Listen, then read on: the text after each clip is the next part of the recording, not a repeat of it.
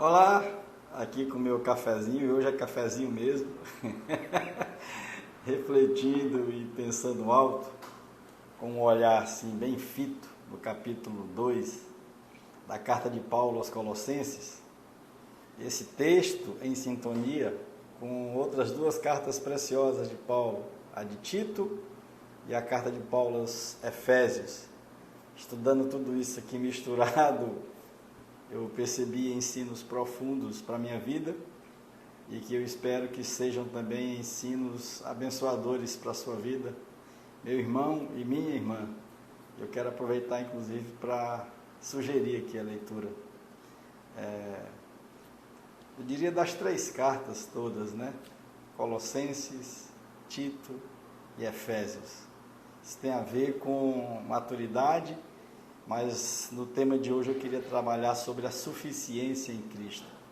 Nós precisamos refletir sobre a suficiência em Cristo para nós decidirmos, né, como podemos ocupar os espaços da vida com maturidade, sem permitirmos que as nossas paixões, né, essas paixões inflamadas, contra-testemunhem do Evangelho genuíno de Jesus. Temos que ter muito cuidado com isso, meu irmão, porque diante de tantos enganos, diante de tantos equívocos praticados e ditos em nome de Deus, nós precisamos de maturidade. Esse é o alvo, maturidade.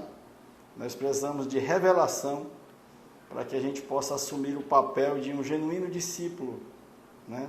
De um seguidor de Jesus, genuíno mesmo, para que a nossa vida esteja em harmonia com a vida dele, do lindo e doce Jesus. Porque mais grave em tudo isso aqui que a gente tem estudado e aprendido é a defesa daquilo que diante de Deus é indefensável. E é por isso que a gente precisa de maturidade nessa jornada. E como Paulo nos ensina na sua carta a Tito, a graça nos salva, meu irmão e minha irmã, ela nos salva nos educando, nos ensinando a viver. Porque a partir do momento que a gente aprende de Deus, é importante que nós possamos dar passos para viver tudo aquilo que nós aprendemos dele. Precisamos viver nele, em quem estamos enraizados, fundamentados, porque quanto mais nós conhecemos a Cristo Jesus, que nós recebemos, mais nós alimentamos a nossa fé, e agora nós precisamos viver aquilo que nós aprendemos. É como Paulo estivesse nos dizendo assim, a aula foi ministrada, então agora comecem a viver, e comecem sendo gratos, mergulhem na compreensão da bendita e maravilhosa graça de Deus, para que a gente possa aprender que além de gratos a Deus, nós possamos ser transformados em pessoas gratas e graciosas umas com as outras. É isso que Paulo está nos ensinando. Porque quando a gente aprende de Deus, a gente assume o papel de uma lâmpada. Agora, essa lâmpada só acende quando a gente vive aquilo que a gente aprende de Deus. Então, a gente se transforma de lâmpada em luz, né? Então, nós fazemos com que esta lâmpada acenda, para que a luz de Jesus brilhe através de nós, revelando, expressando e comunicando as virtudes do Pai, para que Deus seja visto em mim e em você, meu irmão e minha irmã, para que Ele seja conhecido através das nossas vidas, e tudo isso para a exclusiva glória de Deus.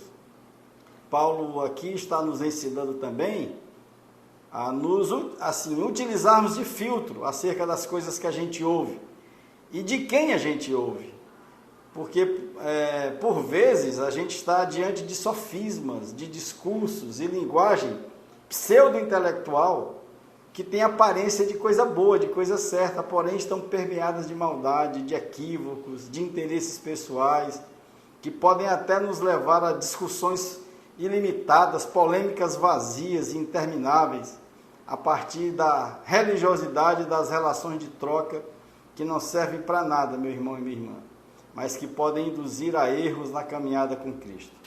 Então, tudo que é de Deus tem expressão nele. Nós precisamos entender isso. Tudo que é de Deus começa e termina nele. E o inimigo, quando tenta nos enganar, ele não faz isso retirando Deus da nossa vida, mas ele faz isso nos tentando a colocar Deus lá no final, para nos induzir a nós estabelecermos essa relação de troca com Deus, o que é uma tentativa de suborno. A essência é essa, pode ser um termo forte, mas é isso, sim. Isso é uma tentativa de suborno, como se pelo fato de eu e você fazendo coisas certas nas práticas cerimoniais, religiosas, por exemplo, ir à igreja, cantar uma música, ofertar um dinheiro, levantar os braços e dar brados de glória a Deus e aleluia, como se a gente, por fazer isso, nós estivéssemos obrigando Deus a nos abençoar, como quem diz assim para Deus: eu faço a minha parte e o Senhor faz a sua. Não pode ser assim, meu irmão, meu irmão, meus irmãos, em nome de Cristo Jesus, não pode ser assim. Atenção para isso, porque esses equívocos de compreensão acerca do genuíno Evangelho de Jesus têm produzido muitos, me perdoem o termo, mas assim é o que vem aqui, muitos velhos infantilizados, meninos na fé, presas fáceis, nas mãos de homens cheios de astúcia e de esperteza que induzem ao erro, como a gente lê, por exemplo, em Efésios 4. Está muito claro esse texto lá em Efésios 4. Nós temos um coração de criança, e isso é bom. Termos um coração de criança é bom. Agora, ter um coração de criança não significa sermos meninos na fé. Jesus é a nossa suficiência para nós aprendermos e sermos puros, íntegros e maduros. E Paulo até ora, para que a gente receba espírito de sabedoria, de conhecimento, de maturidade, para que sejamos íntegros e genuínos seguidores de Jesus, para não sermos mais conduzidos por narrativas bem construídas, por discursos bem elaborados, carregados de interesse e de expectativas pessoais e institucionais também, mas que não tem nada a ver com o genuíno e integral Evangelho do nosso lindo e doce Jesus. E nesse sentido, meu irmão e minha irmã, a lição é conhecer a Deus e prosseguir em conhecê-lo, para que nós sejamos transformados de glória em glória à sua imagem e semelhança, sabendo convictamente que Jesus é a suficiência da vida.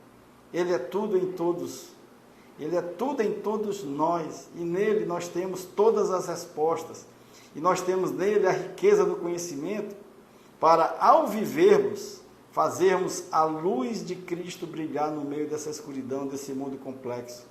É isso, minha irmã. Esse é, meu irmão e minha irmã, esse é o ensino. Paulo está aqui nos ensinando, tanto na carta aos Colossenses, quanto na carta aos Efésios,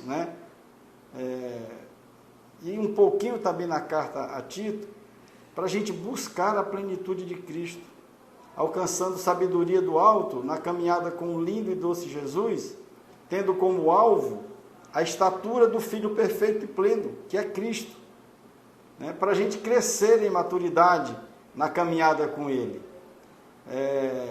Assim, para mesmo pessoas imperfeitas que somos, eu e você, pessoas limitadas, que nós somos, cheios de limitações, para que nós, mesmo assim, nós possamos viver a verdade em amor, para sermos edificados como o corpo de Cristo, sem dogmas, sem doutrinas da religiosidade, mas vivendo o ensino, o Evangelho e a vida do próprio Jesus, vivendo o propósito para o qual nós fomos criados, que é o de sermos filhos que vivem de tal forma as virtudes do nosso Pai, que nos tornamos assim uma espécie de uma comunicação das virtudes de Deus, para que Ele seja glorificado, porque o propósito para o qual nós fomos criados é esse, vivemos para a glória de Deus.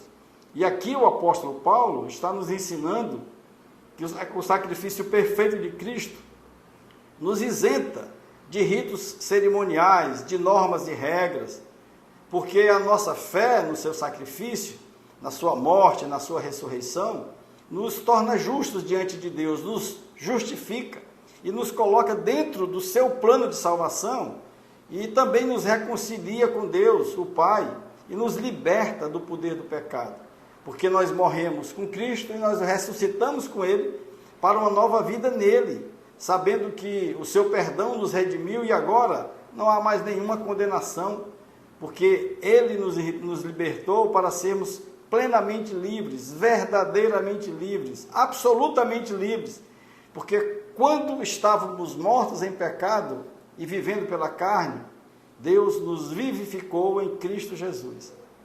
Tem uma tradução muito legal, que é da Bíblia Mensagem, de Eugene Peterson, que diz que o ensino é para não nos submetermos a ninguém que nos pressione por causa de detalhes como práticas religiosas, ritos cerimoniais, modos de cultuar e etc.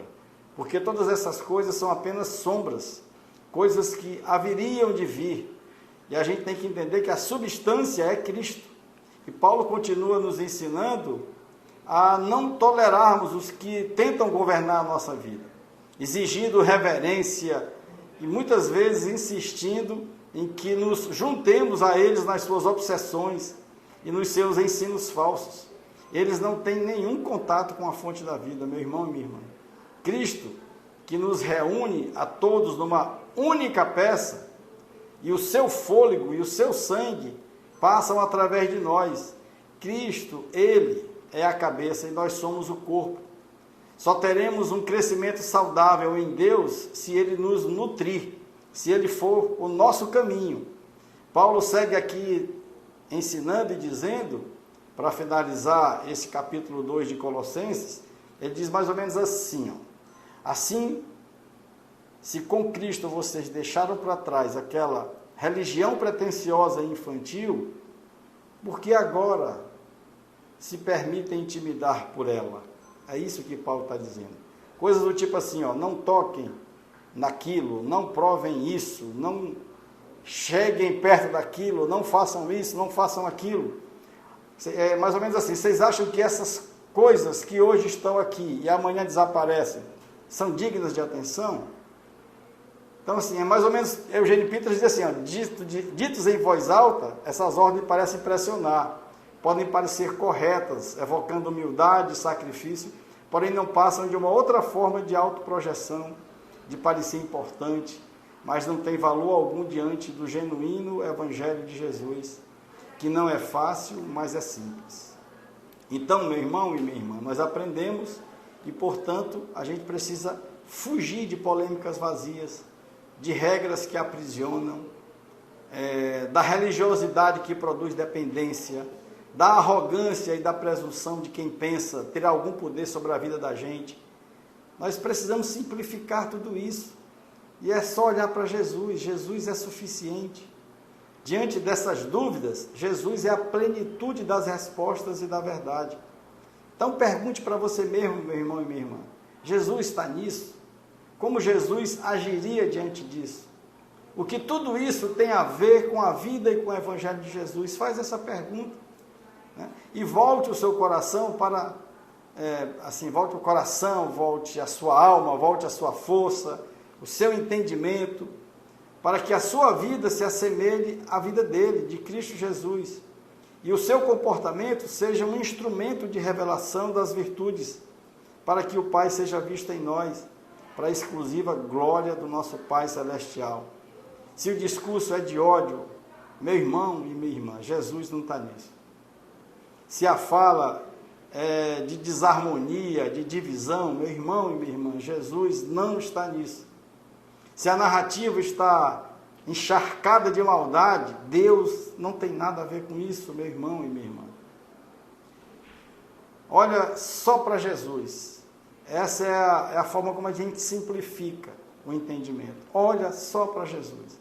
E nunca desista de segui-lo, por ter se frustrado, por exemplo, com essas práticas que dão um contra-testemunho da vida dele e do evangelho dele, e que até te escandalizam. Porque práticas de ódio, práticas de maldade, de mentira, de desarmonia, nada revelam de Jesus.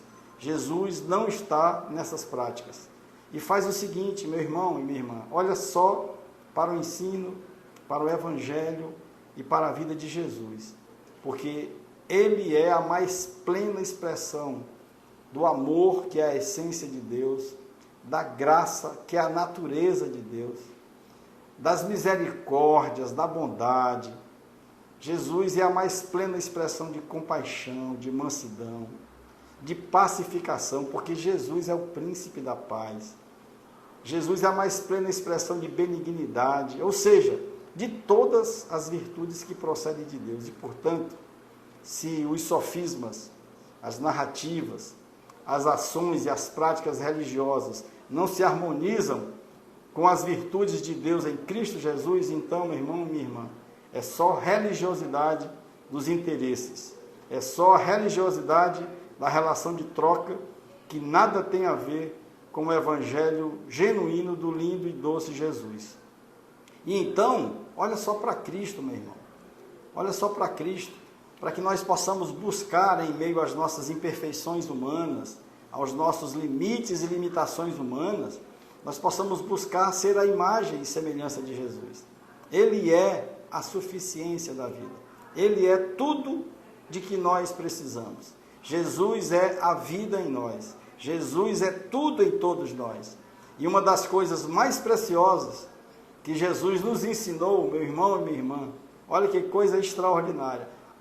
Dentre tantas maravilhas, uma das mais preciosas coisas que Jesus nos ensinou é que Deus é Pai. Para que a gente possa saber que a essência dele se manifesta muito mais nas virtudes da paternidade, de um pai apaixonado pelos filhos, amoroso com os filhos, do que no poder da divindade. E olha que coisa maravilhosa, né, que Jesus nos ensinou. É que só temos comunhão com ele se nós tivermos e vivermos a comunhão uns com os outros. Olha que coisa linda e clara. Então, o que Deus deixou de melhor para nós, meus irmãos, foi uns para os outros. E eu finalizo aqui, parafraseando um teólogo britânico brasileiro, que a gente quer muito bem, o Paul Freston, que já esteve aqui conosco algumas vezes. Ele diz assim: pior do que aquele que pratica a maldade é aquele que aplaude a maldade. Esse estudo ele faz a partir da carta de Paulo aos Romanos, está bem fundamentada, tem um texto dele muito legal sobre isso. Pior do que aquele que pratica a maldade é aquele que aplaude a maldade. Pensa nisso, que o Senhor te abençoe e te guarde, que o Senhor te abençoe este dia, essa tua semana, te inspire para a vida, que Ele agregue à tua vida muita alegria, muita paz, muita esperança. Um beijo, um abraço com a alma e até a próxima.